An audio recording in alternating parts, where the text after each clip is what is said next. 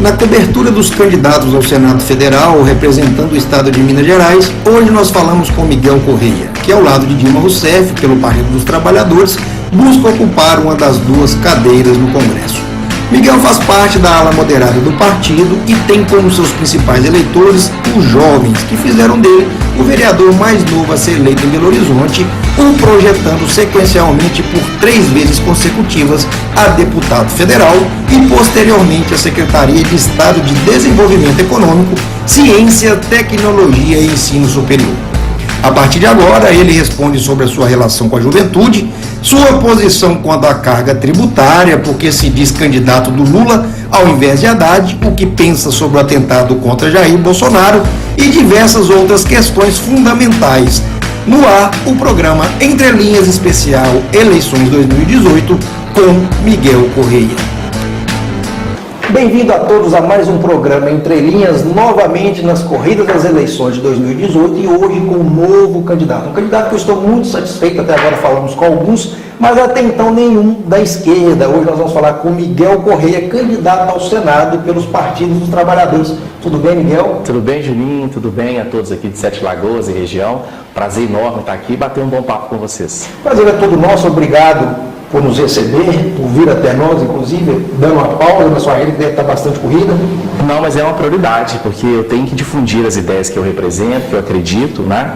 E, em especial, entender também que vocês também compactuam e comungam dessas ideias, que é gerar emprego, gerar negócio para as pessoas. Então, é um prazer enorme eu estar aqui. Bom, a pergunta inicial para qualquer candidato é: por que o Senado? Olha, eu vou iniciar até com uma resposta à pergunta. Nos últimos 10 anos, Minas Gerais, que tem 3 senadores, né? Eu queria perguntar para as pessoas, só para elas refletirem, o que um senador um desses 3, nos últimos 10 anos fez de concreto para a vida das pessoas em Minas Gerais ou para os municípios mineiros?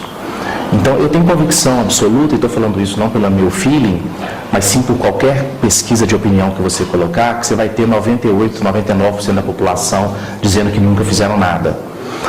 Por quê? Aí tem muito uma eleição de simbólicos, de representantes que fizeram um bom trabalho.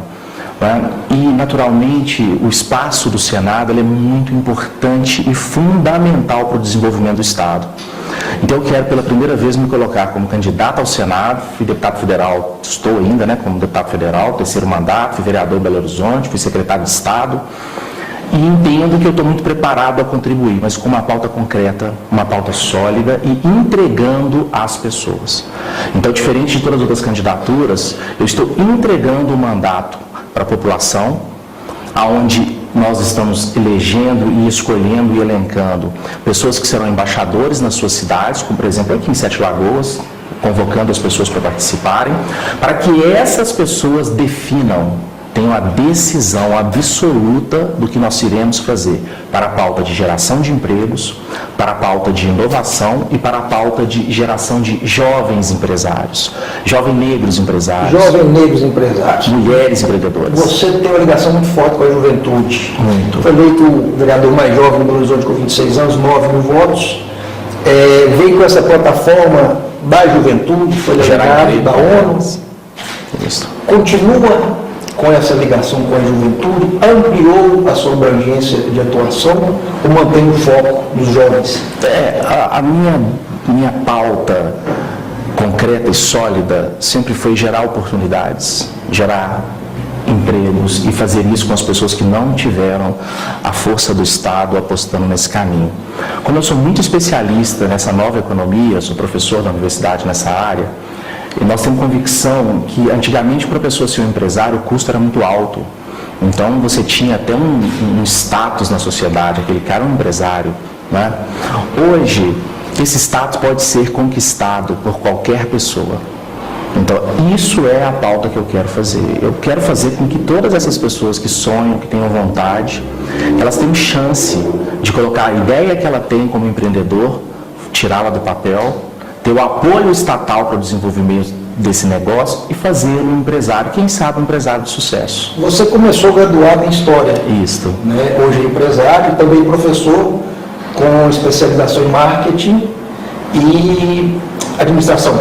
Eu tenho 5 MBAs, eu fiz o curso de administração também, e agora vou receber o título de doutor pelas universidades federais por esse modelo, que é um modelo muito inspirado no Inatel, que é de Santa Rita do Sapucaí, que é você utilizar a força da universidade, por laboratórios, professores, pesquisas, né, somado à energia dos alunos, que têm grandes ideias, e aonde o Estado entra e provoca o acontecer.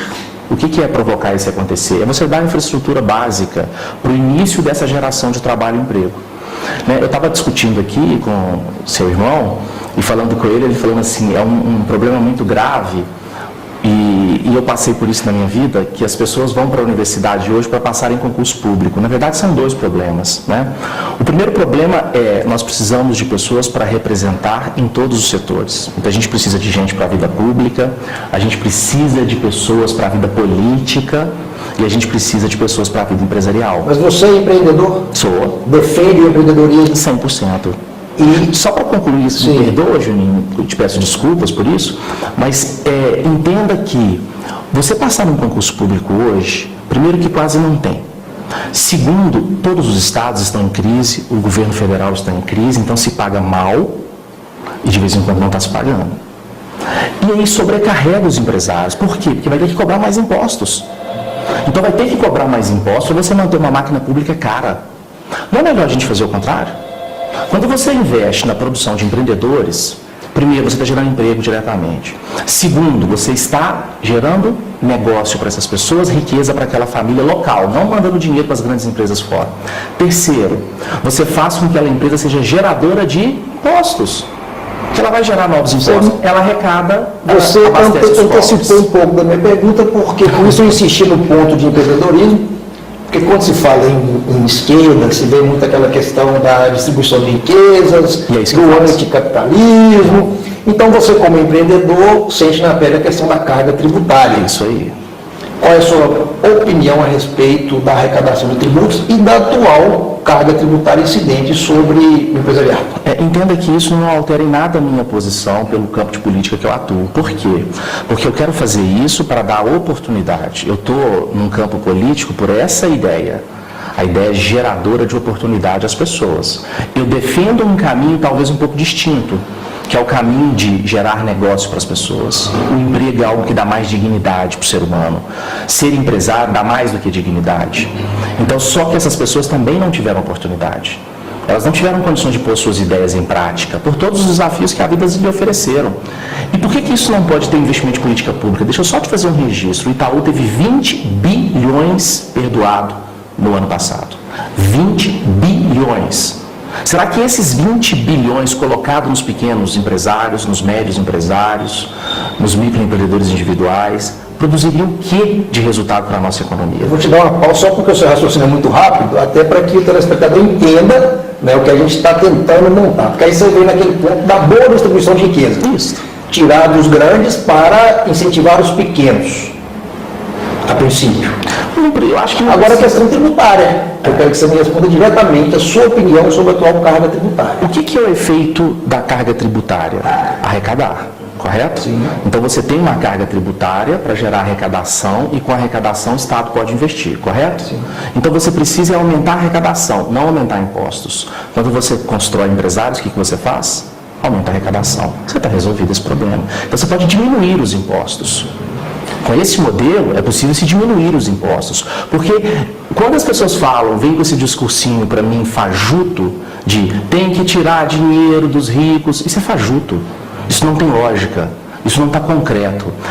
A composição fiscal ela tem que ser justa, ela tem que ser equânime, mas ao mesmo tempo você tem que pautar o que é mais fundamental. E para um Estado, para um município e para a União, o que é fundamental é arrecadar. Então, se você gera empresário, você vai arrecadar muito. Então, dê condição para esses empresários gerarem riquezas para o Brasil. Então, para que não fique aquele estigma esquerdista, que é importante a gente conhecer as pessoas de perto. Eu queria que você definisse o seu perfil político. Não, eu sou diplomático, eu sou da boa conversa, eu sou mineiro.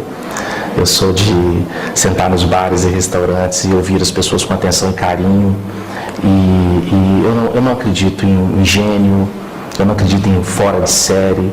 Eu acredito nas pessoas que ouvem bastante, e passam a entender que há um problema e que elas precisam de representar aquele problema. Então, eu odeio o radicalismo, acho que ele não leva ninguém a lugar nenhum, mas ao mesmo tempo eu acho que assim, chega de engodo, a política virou um local de engodo. As pessoas não têm a sua representação, sem precisar de você me responder, Janine, mas eu queria que você pensasse, a sua representação política que você votou, de fato ele contribui com os ideais e com as ideias que você acredita? Eu acredito que não. Agora, você tomou... Então, eu quero dar oportunidade para as pessoas, que eu já fui eleito 4 vezes por ela, sem estar em lista, sem estar em delação, sem ter inquérito, sem ter processo em 18 anos, fui relator geral do orçamento. Simplesmente é o trabalho orçamentário e financeiro mais alto do Brasil. Eu fui relator setorial 2 vezes, fui o terceiro que tem maior volume de recursos nesses 3 anos. Fui secretário de Estado e coordenei um orçamento de 500 milhões de reais, num momento desse de crise, de caça aos políticos, de massacre absoluto. E graças a Deus, continuo firme na minha postura. Eu quero fechar esse bloco com um breve resumo da sua trajetória política. Foi eleito vereador aos 26, 3 vezes deputado federal, segunda por 80 mil, terceira 110, na terceira mandato já veio como secretário do Estado de Ciência e Tecnologia, mas depois virou a SEDEPES, né, que foi a Desenvolvimento Econômico, Ciência, Tecnologia e Ensino Superior. E tomou grande apreço para as inovações e tecnologia? Não. Só essa última parte que não é correta. É porque eu continuei com grande apreço. Já tinha. Mas eu não perguntei quando. Algum momento você tomou. Isso, porque quando você é apaixonado pela coisa, eu acho que eu fui até muito bobo durante muito tempo, que eu gostava de tecnologia e inovação, e todo mundo falava, isso é coisa de menino, de videogame. Então, hoje não, hoje as pessoas olham e falam, Miguel entende muito de inovação, tecnologia. Talvez tu gosta de escutar. Que a tecnologia é esse papel, ela é entender, ela busca compreender para ter uma solução. Mas você tem grandes projetos na gestão enquanto secretário, nós vamos deixar isso para o final. Nós já demos aquela introdução, falamos um pouquinho sobre o perfil. No próximo bloco a gente vai falar um pouquinho sobre assuntos relacionados à sua carreira política e dando sequência aí à apresentação do Miguel Correia. Um prazer.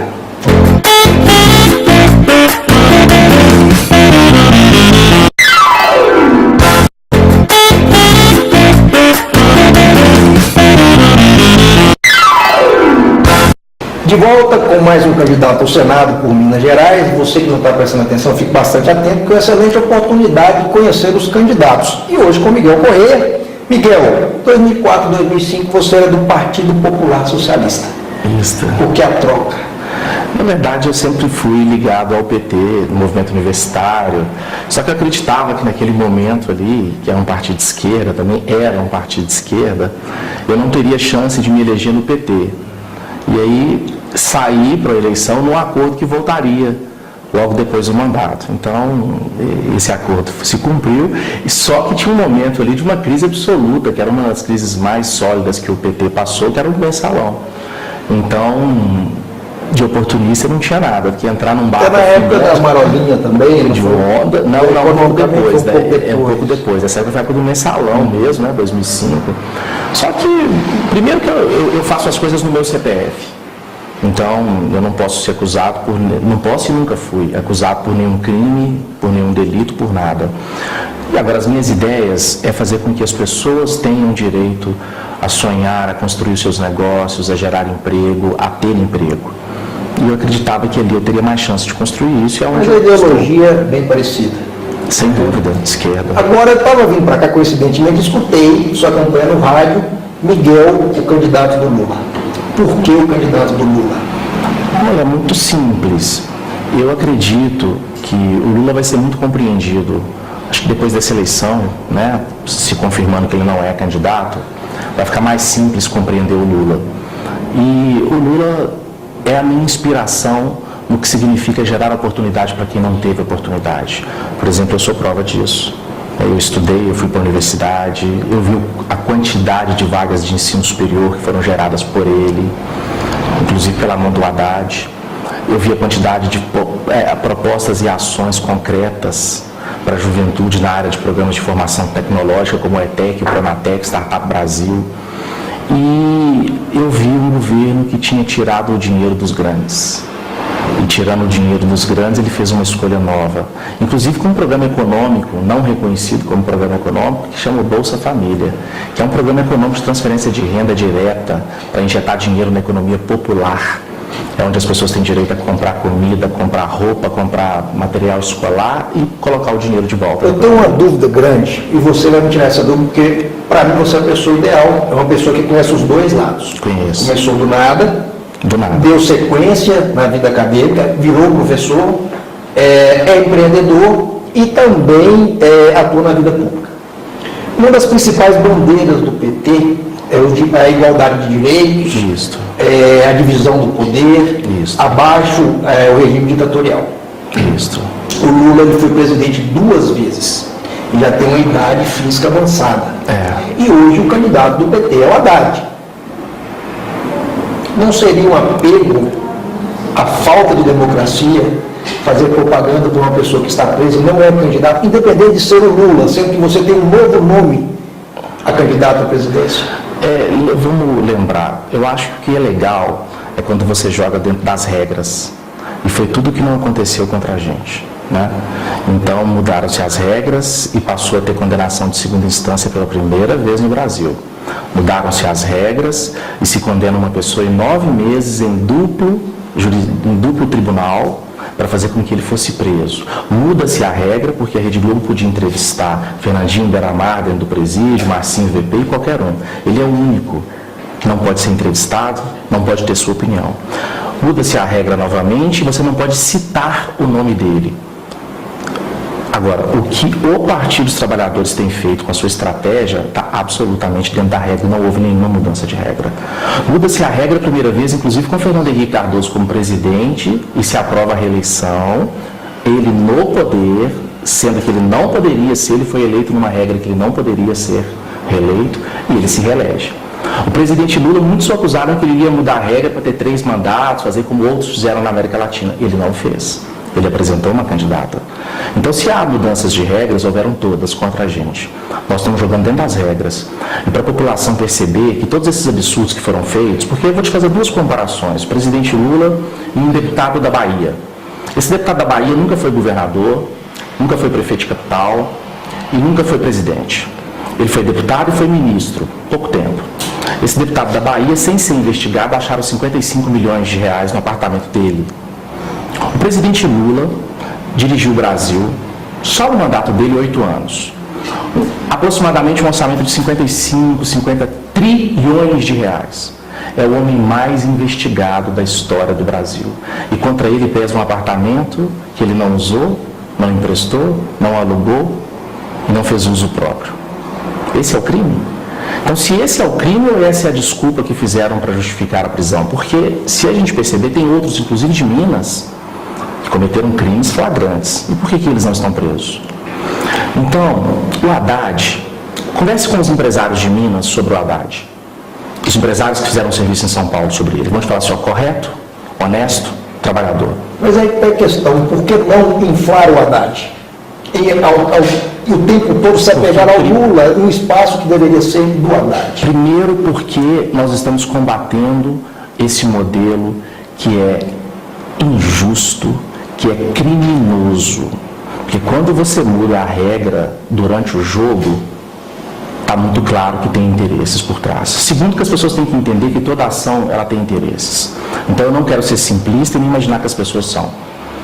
Todo mundo entende que esse jogo tem muito interesse. E terceiro, porque faz parte da nossa estratégia mostrar que a gente tem um lado, que é o lado das pessoas mais simples, que o Haddad sempre fez parte desse lado, o Haddad é moderno, o Haddad está preparado para levar o Brasil para o século XXI, o Haddad aposta nesse modelo de desenvolvimento econômico, tanto que eu escrevi o programa junto com ele, nessa área de geração de emprego, de trabalho, de riquezas. Por quê? Porque quando você coloca investimento público nos grandes empresários, ele vai vir para cá, vai vender em 7 Lagoas, sabe o que vai fazer com o lucro? Vai embora. Então nós estamos fazendo 7 Lagoas ficar mais pobre. No modelo que nós estamos apostando, a gente investe nas pessoas daqui, em vocês. Talvez essa questão... Tornar essas pessoas ricas. Esse problema, mas tem um ditado que fala que prego que toma martelada que se destaca. Todo mundo que estiver ocupando um cargo de poder... Eu estou passando por isso. Será alvo, ao menos, de alguma tentativa de martelada. Você acha que talvez o problema do PT não tenha sido a princípio interno, com uma diversidade de ideologias? Olha, o que eu queria falar também para a população e para vocês, eu nunca vi na vida um partido saindo correndo na rua cometendo crimes. Eu nunca vi um partido sentado num bar dar um tiro em alguém, uma facada em alguém. Eu nunca vi. Os crimes são cometidos no CPF, inclusive quando é das instituições, porque é o representante legal, o que tem o poder da decisão é que comete ou não. Então, essa coisa de, o PT, o PSDB, isso é uma bobeira. Isso é uma bobeira. Você vai ter pessoas boas em todos os partidos, você vai ter pessoas que representam as suas ideias ou não, desses partidos, e vocês precisam de escolher. Não se apeguem a siglas, não se apeguem a posições políticas de lados ideológicos. Se apegue ao que representa vocês, o que concretamente fará de diferença para a vida de vocês, porque a política é a representação. Só que nunca foi permitido isso. Por quê? Porque você não tinha possibilidade de fazer esse diálogo. Aí, esse modelo de imprensa passou a dar possibilidade a isso. Mas eu te pergunto... Porque hoje eu posso vir aqui e posso falar... Mas a questão não externa, volta à questão interna. Eu toquei nesse assunto propositalmente, até pela sua própria candidatura. Você foi o quarto nome do PT. Era o Márcio Lacerda, depois veio o Jorge Luna, que inclusive registrou. Não, ele de fato era só para ocupar o espaço. Mencionou o Paulo Guedes e uma corrente defendeu o seu nome. Pelas suas contas ele dá menos, mas pela minha dá mais. Dá mais? Sim, eu quero frisar a questão da falta de unicidade do partido, até para indicar o nome ao Senado. Não há um conflito interno dentro da legenda que acaba enfraquecendo, inclusive num momento tão conturbado para o PT. Juninho, eu vou até... Você tem mais? Tem mais, eu vou te contar. Senão que você foi um grande lutador pelo posto Calmeja. Eu vou te contar. Por que tem mais? Porque antes nossa aliança era com o PMDB e o candidato seria o Adal Kleber. Né? Então, depois, a gente passa, depois registra-se o PSB nacional, procura a direção nacional do PT e pede que tire a Marília Reis como candidata ao governo de Pernambuco e que ele retiraria o Márcio Lacerda aqui em Minas. O PT nacional procura a gente e vê se isso tem fundamento. Se eles querem isso para a gente, não há problemas. Né? Agora, o Márcio vai aceitar? Não, é problema deles, do PSB. E eu, nas minhas redes sociais, está lá registrado, eu coloquei, Márcio, o dia que o PSB toma a decisão de saída do Márcio. Márcio, você é um homem público sério.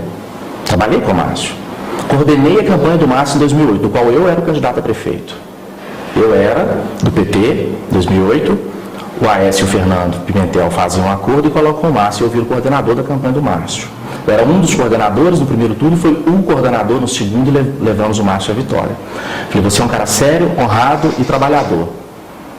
Agora, dá chilique, porque o partido fez isso com você, é um absurdo, porque ele já fez isso com um monte de gente. Fez comigo. 4 anos depois, eu era o vice dele, aprovado lá na convenção dele, Assembleia Legislativa, a gente com a mão pro alto, entrevista para a Globo. À parte da tarde, ele falou, não vou fazer isso mais não. Então você não faça com o outro, hein? Eu nunca fiz. Não faça. Eu nunca fiz. Nunca fiz e não quero fazer, porque esse jogo eu não gosto. Mas eu estou dizendo que isso faz parte da política. Já fizeram comigo. Estou dando um exemplo do Márcio. Depois, em 2000, não sei se você lembra, o Délio era o candidato do Márcio, o Márcio rompe com o Délio fala que o Márcio é isso e aquilo outro, e xinga o Márcio de tudo quanto é nome, que com o Márcio ele nunca estaria, o Márcio lança o Paulo Brant. Aos 48 do segundo tempo, o Márcio vira e tira o tapete do Paulo Brant. O Paulo Brant tinha pedido demissão, ele era um executivo de uma alta empresa, vai para ser candidato e o Márcio puxa o tapete dele. O Márcio volta com o Délio e tem esse resultado ridículo das eleições de Belo Horizonte. Então, o Márcio se fazer de vítima de um modelo que ele é algoz durante toda a trajetória, eu acho um absurdo. Né? Mas eu não fui lá para as redes para falar, você que... Não, eu fui lá para falar, sério, honrado e trabalhador, venha para cá que eu te apoio com todo prazer. E apoiaria. Agora, ele não quis. Ele não querendo, aí abre a discussão no meu partido. Abre a discussão. O Patrus teria toda a condição de ser, e eu nunca disputaria contra o Patrus. Como não disputaria contra ninguém. Depois ficou o Reginaldo Lopes, Paulo Guedes ou eu. As pessoas do partido se dividiram entre eu e o Paulo Guedes. É porque o Paulo Reginaldo está coordenando a campanha. O Reginaldo não era coordenador ainda. Mas hoje é? Não me pergunta que eu respondo.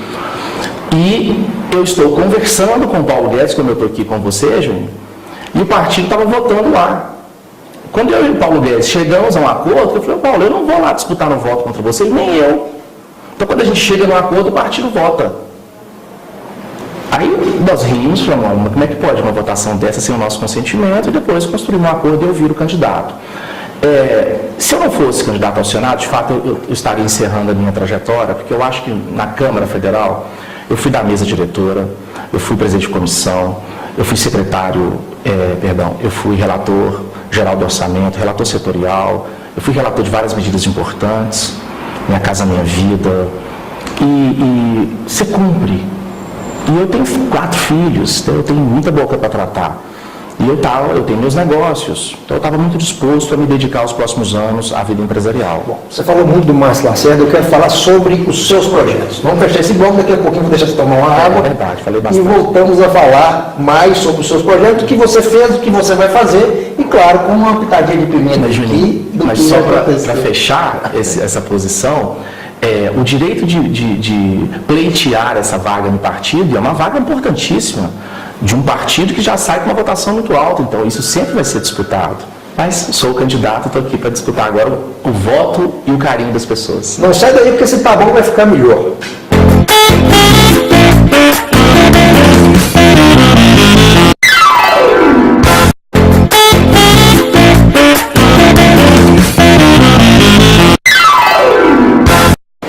Bom, eu gosto muito de falar que uma preocupação minha é que o programa seja melhor que o anterior e que o entrevistado saia satisfeito. Você está rindo bem.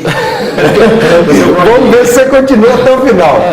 Mas o PT resolveu lançar 2 candidatos ao Senado. Agora vai ficar melhor. Né? E colocou a Dilma. Isso. Eu tentei fazer essa conta e eu não consigo chegar num coeficiente. Tem hora eu acho que te prejudica, tem hora que eu acho que te ajuda. Porque o PT, quer queira, quer não, é uma forte agremiação, é fiel, o eleitor é fiel e ainda existe aquela questão do rancor, tipo como injustiça, como você acabou de falar. Para você estar com a Dilma, agrega ou atrapalha na disputa? Sem dúvida nenhuma, tanto ela quanto eu somos partes de um mesmo projeto.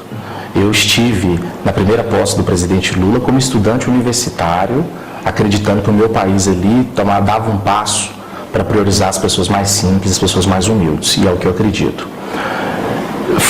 Defendi a presidenta Dilma, inclusive quando eu citei aqui que eu peço exoneração do cargo de secretário de Estado, eu pedi, livre espontânea vontade, lembrando que o meu suplente era do PT, quer dizer, não alteraria em nada a votação, mas fui lá para registrar na história que eu não faria parte de um grupo que iria assumir o país, e de uma mulher que pode fazer todas as críticas a ela, mas não da honestidade dela.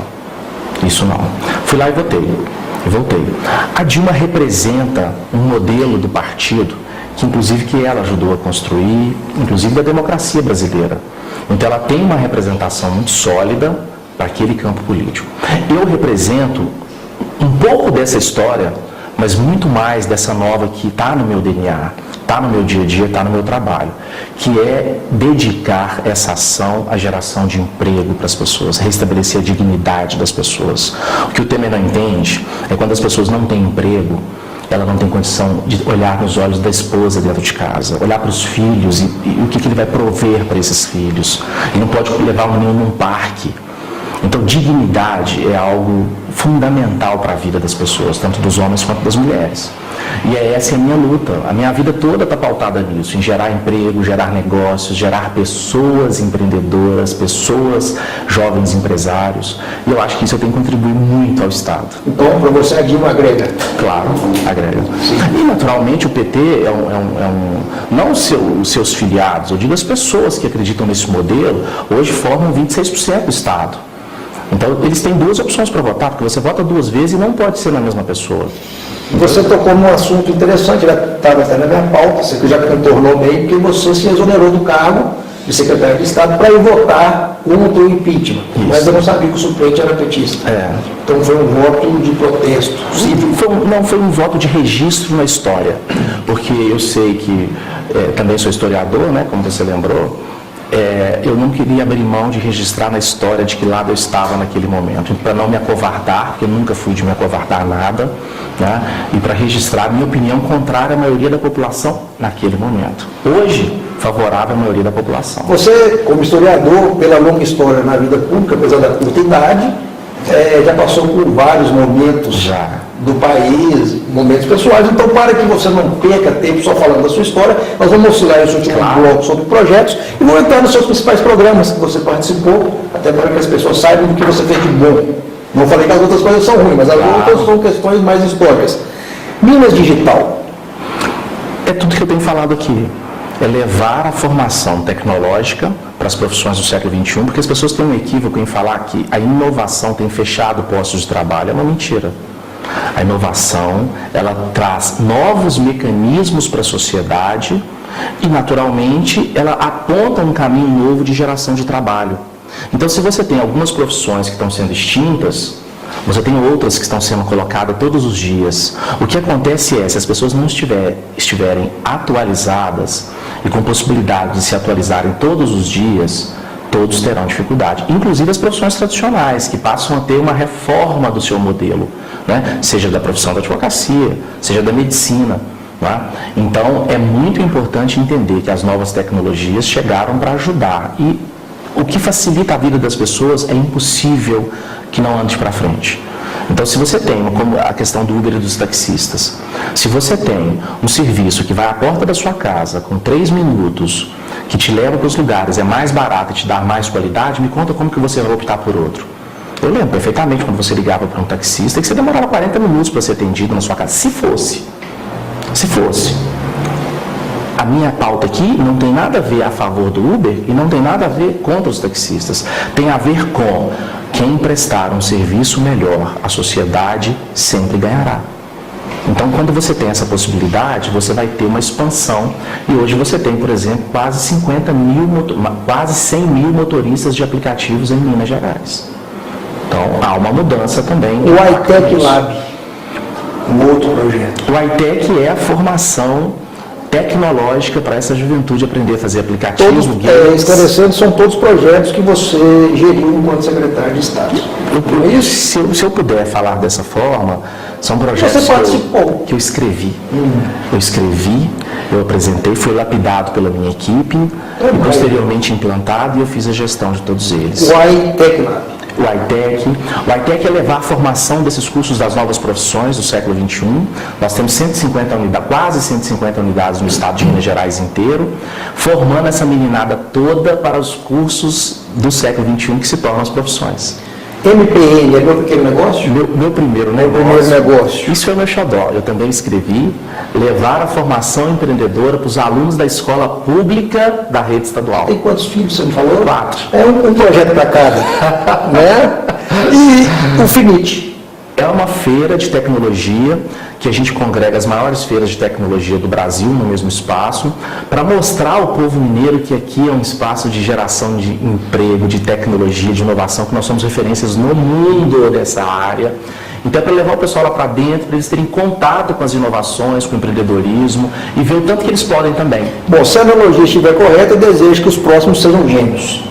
Né? Mais novos projetos. Bom, já te amaciei, vamos entrar agora em assuntos polêmicos. Vamos lá. Você fez uma rápida menção, mas eu não posso deixar de mencionar a investigação do Ministério Público Eleitoral sobre a questão das redes sociais, na qual te investiga, né, por um eventual estímulo a elogios de blogueiros. O que você tem a dizer a respeito? Tenho mais do que dizer a respeito. Eu estou com a decisão da Justiça e com a decisão do Ministério Público Federal também aqui, que eu vou deixar para vocês. Mas assim, é recente? Porque eu gosto de coisa de primeira mão. Recente. Eu não coloquei. Mas eu quero que você se justifique, porque às vezes se dá a notícia e não se dá o direito da resposta. Não é justificar, é deixar concreto. Né? Imagina que uma pessoa que tem 18 anos de vida pública, gerencia orçamentos bilionários e não tem lista, não tem delação, não tem inquérito, alguma coisa de certo eu fiz o tempo inteiro. Além de pedir a Deus proteção, porque de vez em quando você não tem, toma tiro. Né? Segundo, quando é o primeiro cargo, inclusive na minha entrevista, quando eu faço o lançamento da campanha, eu falo, não tem até hoje, mas agora vai entrar guerra, porque como candidato, e eu sou audacioso como candidato, eu tenho certeza que as pessoas irão atacar. Eu quero explicar que eu também não quero partir do ponto de vista que isso foi só uma sacanagem que fizeram, porque eu não acredito também nisso, não. Tem muito aqui de falta de conhecimento desse novo modelo da sociedade. Então as pessoas imaginam, comprou influência para fazer, e aí vira um problema. Mas não existe isso. Não existe, primeiro, porque não existe compra de influência. Segundo, porque o que nós fizemos é o que há de mais legítimo na sociedade. Olha que legal.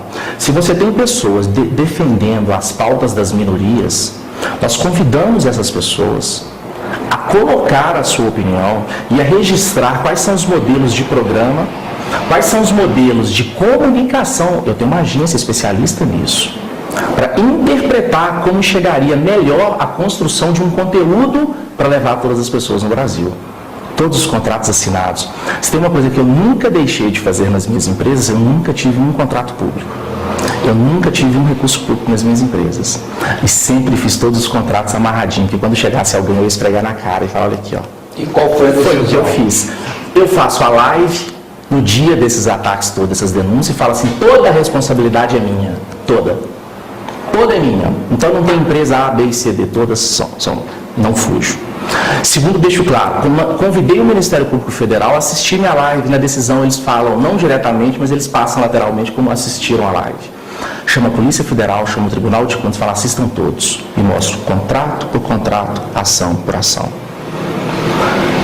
Os contratos que a gente tinha dessa construção, eu ainda tomo um cuidado extra de quando chega o dia 14 de agosto encerrar.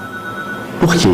Mesmo eu podendo fazer aquela atividade, que era ouvindo as pessoas, entendendo, para propor um produto novo, eu não quis que fosse feito no período eleitoral para não correr qualquer risco. Então, não há uma vírgula de sequer interpretação de qualquer atividade legal da minha trajetória.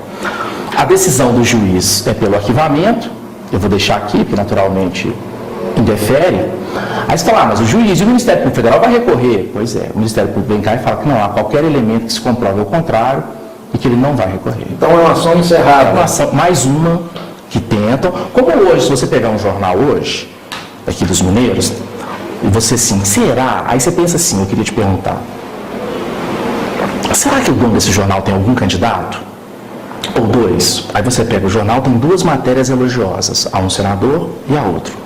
E tem uma outra muito contrária a um outro que não é apoiado por eles, mas que está crescendo e vou ganhar. Então ele chega a fazer uma denúncia do Ministério Público Estadual agora, Ministério Público que cuida do patrimônio público. Me conta o seguinte, eu não tenho empresa pública, eu não tenho contrato público, eu não tenho convênio público, como que o Ministério Público do Patrimônio Público, que é o nome que se dá a essa vara, essa promotoria, investiga as minhas empresas? Qual que é a autoridade que ele tem para isso? Nenhuma. Não tem autoridade, não tem competência. Ele investiga governos, prefeituras, órgãos públicos, não empresas privadas. Então não tem. Quer fechar o programa? Viu que eu consegui? Eu não fujo da luta. Como eu te disse, o programa é muito imparcial. Né? Quem faz o programa é os convidados. Mas eu não sou candidato desses poderosos. Os convidados. Eu trago para você o problema. Espaço público e nunca fizeram nada. Eu sou candidato das pessoas e mais do que isso, eu não sou candidato ao Senado. Eu estou apresentando o meu mandato ao Senado para as pessoas. Todos que estiverem ouvindo aí, quiserem ser embaixadores, que são dessa luta de geração de emprego, porque sem legitimidade nós não vamos aceitar nunca. E que defendem a geração de empresas para essa juventude, para quem não teve oportunidade, ele vai ser embaixador e depois ele pode se classificar e virar conselheiro. Os conselheiros tomarão todas as decisões desse campo político. Geração de emprego, geração de negócio. Eu representarei, quer dizer, pela primeira vez tem alguém olhando, entregando o mandato, porque eu quero que esse mandato sirva ao povo de Minas Gerais, sem qualquer demagogia ou falso, porque isso não está na minha trajetória. Eu sou idealista, porque professor universitário, eu tenho algumas empresas, sou consultor de algumas outras na área de inovação, eu poderia perfeitamente cuidar da minha família. Tomei um prejuízo com essas denúncias infundadas, porque um empresário fala, Miguel, vamos esperar Vamos esperar significa suspender os meus contratos. Tomei um prejuízo grande. Aí você me pergunta, esse prejuízo grande, você se arrepende? Eu perguntei para minha esposa, você está chateada? Ela falou, não. Eu falei, eu também não estou. Faz parte do risco. A vida Não pública, faz parte do risco. A vida pública, infelizmente, hoje, inclusive as fake news, você mexe com mídia, não tem mais controle do que é falado. Cabe a quem é inocente provar. Infelizmente. Inclusive não está isso na Constituição, né? Infelizmente. Da prova cabe a quem acusa, mas nós estamos mudando, inclusive, a Constituição. Mas por que eu não me ficar chateado? É claro que eu estava comprando de comprar, eu moro de aluguel, estava comprando de comprar minha casa, que eu invisto sempre nas empresas. Mas prometi a minha esposa que queria fazer. Não vou fazer mais. Perdi essa condição. Mas eu continuo no mesmo lugar que eu sempre estive, lutando pelo que eu acredito, lutando pelas pessoas. Isso me deu mais força, me deu mais energia, porque não irão me derrotar a serviço do grande poder, dos grandes interesses. Não vão. Vão ter que derrotar muita gente que tem esse mesmo interesse e essa mesma geração. Por isso que não irão derrotar. Nós vamos fechar o programa, como eu disse, é uma ruim uma boa. Terminar com uma boa. Foram todas boas. O rico até acusou. Falsamente, né? Vai ter sempre esse risco. Mas no seu projeto de governo tem uma parte que me chamou a atenção, pretende resignar espaços públicos subutilizados, criando novos espaços para abrigar pequenas empresas, cobrir os custos de aluguel, internet, energia, água, entre outros. Como? Simples. Esse é ruim? Não, esse é o bom. Bom. O ruim já acabou. Já dei, agora é só sopro. Não. Essa é a parte boa do seu projeto de governo. Olha, como você pretende fazer isso? Eu vou traduzir, isso é um coworking. Ponto. Só que não dá para a gente colocar dessa forma, porque eu preciso apostar numa linguagem popular para todos entenderem.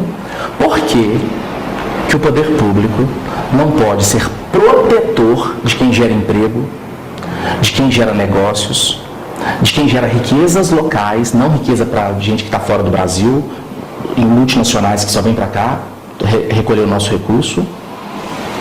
E por que não pode levar além disso aí profissionais para ensinar a montar plano de negócios, plano de marketing, plano de comunicação, precificar, que é uma das ações que mais quebram as empresas, porque o cara acha que está ganhando, ele compra esse copo por, esse vale muito. Esse vale muito. Uns R$2.000. Quebra que você E aí ele vende por 5 mil e ele acha que está tendo lucro. E de vez em quando não, porque ele tem que fazer a logística, o vendedor, a loja, e aí ele percebe que ele está vendendo para tomar prejuízo, só que ele percebeu isso muito tarde.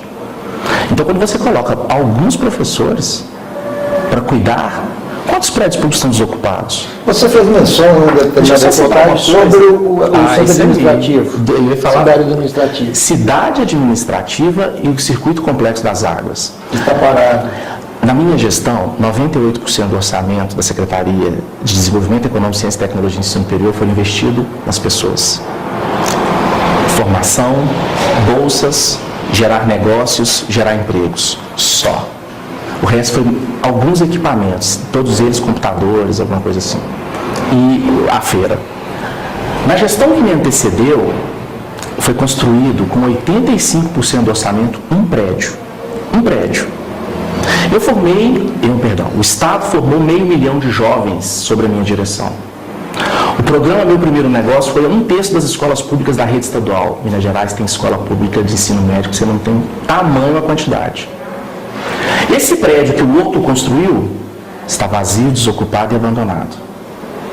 Então, vamos ocupar os prédios. Mas volto ao como, porque você é candidato a senador. Sim. Como você sua parte é legislativa e fiscalizatória? Não. Supomos, nosso tempo não vai permitir, mas um cenário controverso, se temos um governador da oposição e você enquanto senador. Como? Primeiro, que como você é mandatário do Senado Federal, o poder que nunca foi utilizado por esses senadores é infinitamente maior do que está colocado, inclusive pelas suas expressões, que naturalmente você não tem que saber. Né? Por exemplo, a representação no orçamento, o Senado tem um peso gigantesco. Então, dificilmente um senador não estará em algum momento no orçamento e não dedicará grande parte desse orçamento. Segundo, o governo federal, ele tem nas suas ações infinitas possibilidades de fazer investimentos diretos. Infinitas. Vou te dar um exemplo. Se a gente quiser fazer uma ação com a Paróquia Santana aqui, e investir pela Pronatec, ETEC ou qualquer programa desse, nós podemos fazer. Na igreja, não é no espaço público. Eu estou indo além da pergunta. Podemos fazer. A gente celebra um convênio, cada um tem a sua responsabilidade desse convênio, né? E o governo coloca esses profissionais à disposição. E mais do que isso, eu quero, inclusive, se isso acontecer, colocar esse mesmo modelo em benefício da sociedade mineira, Sete Lagoas, Montes Claros, Paraupeba, em todos os municípios, e ver o governador que vai negar fazer isso. Eu quero desafiar o governador que vai negar favorecer a população e desenvolver os seus negócios. Esse jogo político do parlamento, eu conheço muito bem e sou bom de você perceber. Mas eu quero, até para que você não perca tempo, deixar o último minuto, para que você faça as explanações finais, não é debate, mas que não estenda mais para os demais. Fique à vontade. Eu só quero agradecer. A minha vida continua no mesmo lugar, com simplicidade, com tranquilidade, mas com certeza e energia para fazer esses enfrentamentos. É um absurdo não entregar algo concreto à população de Minas Gerais. Isso é um absurdo, isso é uma afronta à população. E é isso que eu vou fazer, eu vou entregar concretamente. Não existe proposta dos senadores que estão aí, nenhum deles, de entregar algo concreto à população. Eu não tenho só uma proposta de entregar algo concreto, eu tenho na minha trajetória. Eu fui secretário de Estado e coloquei Minas Gerais como o maior gerador de emprego do Brasil proporcionalmente, o segundo que mais gerou. Então é concreto. Eu fundei um projeto que forma jovens para o mercado de trabalho há 18 anos. Formamos 500 mil de jovens, sem um centavo de recurso público. Então isso é a minha vida. Eu sou professor na universidade dessa área. Minha área profissional também atua nesse modelo. Então eu estou preparado. Conheço bem o parlamento. Conheço e sou uma liderança política sólida do meu campo político.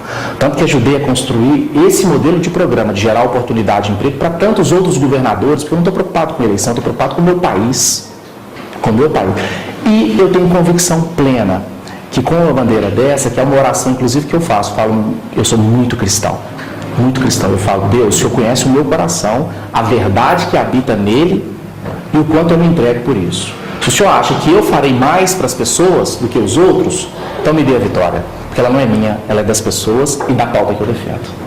Obrigado novamente. Gosto com carinho de vocês. Desejo boa sorte. Muito obrigado. E parabéns. que, independente do resultado, continue contribuindo, seja na esfera pública ou privada. Eu vou contribuir muito. Para os jovens, as jovens mulheres, os jovens idosos. Eu disputei 4 eleições e nas 4 as pessoas não acreditaram que eu venceria e eu venci as 4. Porque quando você tem esse propósito, não é a minha eleição mais, é das pessoas. Sempre. Obrigado. Fechamos mais um programa Entre Linhas com mais um candidato ao Senado. Em breve teremos mais novidades. Um abraço.